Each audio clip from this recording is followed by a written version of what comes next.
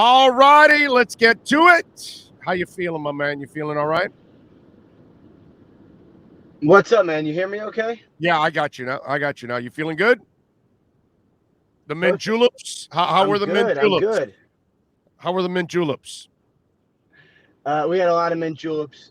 They were good. They were, I would say, very sweet. So I had some, but not all. I drank plenty of other stuff. It was, I don't. Have you been to the Derby? I mean, it is quite a scene there. It's a bucket list, dude. I want to go with the wife one day and go do the whole deal, go for a weekend and all that kind of stuff. And but I have not been able to do it yet. But that is definitely on the bucket list. It's one of those things that you want You to should. you You want to definitely experience. should. It was. Go Yeah, I ahead. mean, I would say as far as just pure sporting events, it's really it's an interesting one because, um, you can see some of the race, but not all of the race. So there's still a little bit of intrigue, and there's so many people. So the 2 minutes before the race starts, and the horses were in the gate for like a long time. So the build of anticipation around the stadium with 150,000 people was truly incredible. Yeah, no, I can imagine. I can imagine. We have one of the great tracks in the country here in Hialeah Park. It is a gorgeous, gorgeous track, and when I was a kid, obviously horse racing was still something, and it was just one of those things I still remember that my dad used to go and all that. It's just I'm dying to go. It's not a sport I know much about, but I do enjoy watching it, and I do appreciate the horses and everything that they go through. So yeah, I'm with you there. There's no doubt. Yeah. By the way, I was worried for you because I thought you were going to become number 2 on the paid list in the NFL, but it didn't happen. Tom Brady's not passing you. You're making still a little bit more money than Tom Brady. Congratulations to you, sir.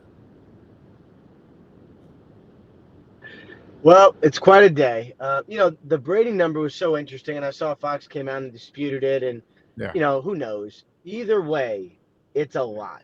I mean, it is a lot, and the whole world texts me when something like this happens, and everybody's losing their minds about how much money. First of all, it's not our money; it's Right. a billionaire corporation's money, and it shows us a bunch of things.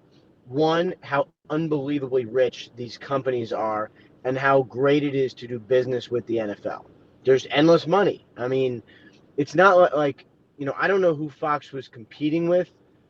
They might have been competing with just Brady saying, "Yeah, I'm just going to stay retired." Um, it's more money than he's going to make in his career. I think he'll be good, but the really interesting part of it is I know there were some people who thought, "Oh, maybe he'll join the Dolphins, maybe he'll join the ownership." Like this seems to kind of put that to bed a little bit. Um, and that probably upsets some people, but it is what it is at this point. And it's really just a question of like, when's he actually going to retire now? Now, this is why a lot of times on the show, I don't allow people to waste my time with hypotheticals because then we're just talking Yeah. crap for hours, and it has nothing to do with the reality of what's going on. Oh, do you think Brady will be our owner next year or the quarterback? It's like, Yeah. dude, Mike McDaniel's in place, Tua's in place. Let's talk about what's going on now. I don't care what happens a year from now, dude. Let's wait for right now. Let's enjoy right now. So it's just crazy stuff. All right, craziness, dude. Does Josh Lambo actually have a case against the Jags and Urban in the NFL? Because if he did file the complaint like it says in the story, and you basically did nothing except cut him for it, and after all of this, hell, the Jags are not paying Urban Meyer because of this whole mess. Does that also help Josh Lambo's case? Well, first of all, we don't know if the Jaguars are paying Urban Meyer. That is still up for debate. And I know they're trying not to pay him. Urban is trying to get some money. As far as I can tell, they have not yet reached a settlement. So we'll see kind of where that stands. The Lambo thing is interesting because generally these situations get handled by the NFLPA. Generally these are sort of grievances, I guess you would say, filed with the PA for something a team did, and then the PA and the NFL will sort of sanction the Jaguars. This seems to be outside that, and a lot of times legally they'll say, you know what, keep it in NFLPA versus NFL, that kind of thing. The main issue I think that will help Josh Lambo is, for better or worse, the Jaguars fired Urban Meyer. So he was bad. Like as a coach, he was bad. But did they fire him in part because of the environment that he created? If they did, then maybe Lambo has a little case here because maybe, just maybe, it's sort of the NFL saying, well, it was a hostile work environment, or the Jaguars saying it was a hostile work environment. So a lot to play out, and we'll see if we get an answer on this. But I would say probably at least there is a little something there for Josh Lambo. I mean, however you define the kick, Urban Meyer kicking him, it was either a tap or a kick. Something happened. It's really now on a judge to figure out what it is. All right, this is not for you Dolphin fans out there because I know you nutbags want to sign everybody possible. Dude, did the Giants screw over James Bradberry? Because no, I know Dolphin fans go, oh no, let's have him. We already have two corners down here. Relax, guys.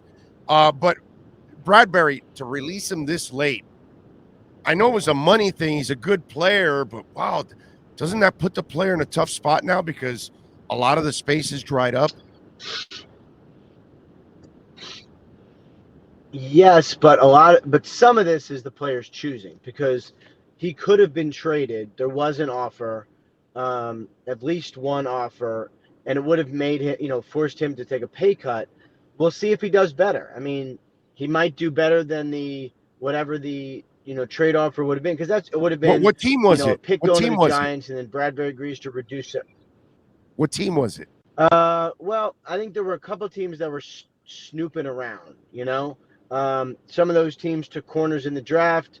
Maybe they're no longer interested. I think the main thing for Bradberry is he going to get more now that he's on the open market, versus before when he would have had to agree to a new deal with a new team as part of a trade. His agents are betting on that he gets more in the open market. Maybe they're right. There's not a lot of, you look around now, not a lot of really good quality, legitimate free agents. There's just not. So he's Right. one of them. And my understanding, he's getting some real interest. So it is possible he wins and the price is more than he would have gotten in a trade. All right. It seems like if you're an ex-Cleveland player, you have a problem finding a home. We've talked about Baker Mayfield several times. Dude, what's up with Tretter and Landry? Where do they find homes? And why is this taking so long for both So guys? I think what you mean is, why hasn't Tretter signed with the Dolphins yet? Or anybody else, and Landry also, who, dude, I like him as a slot receiver. He's a tough son bitch.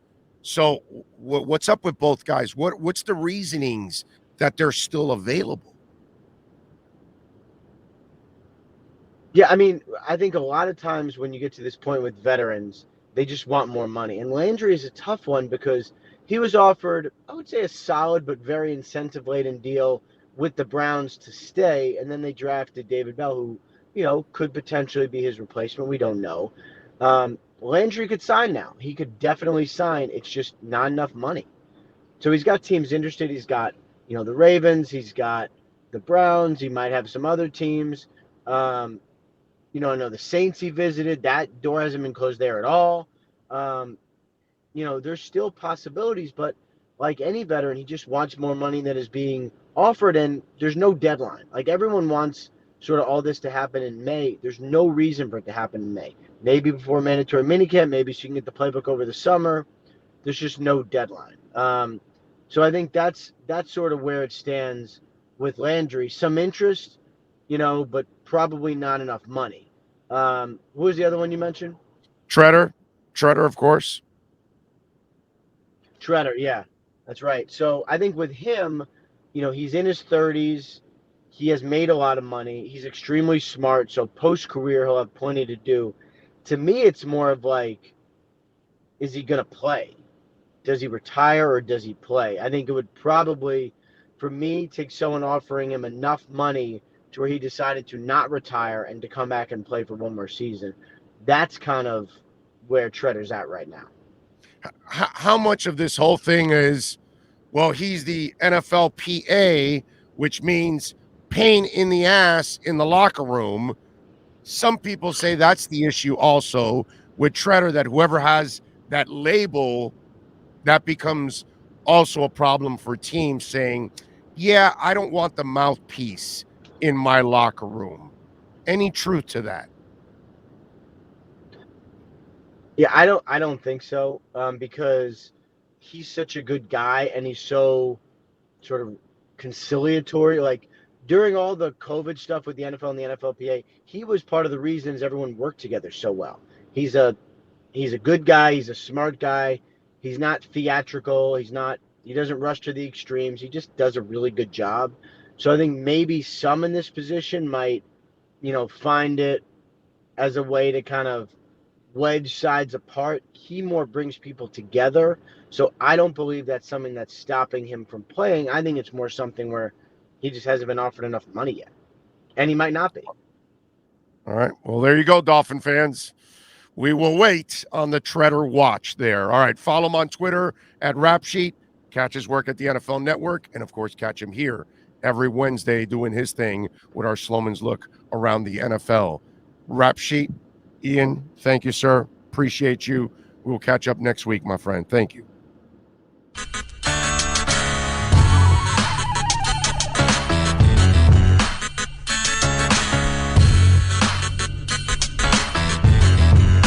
This is the Big O Show. This is the Big O Show.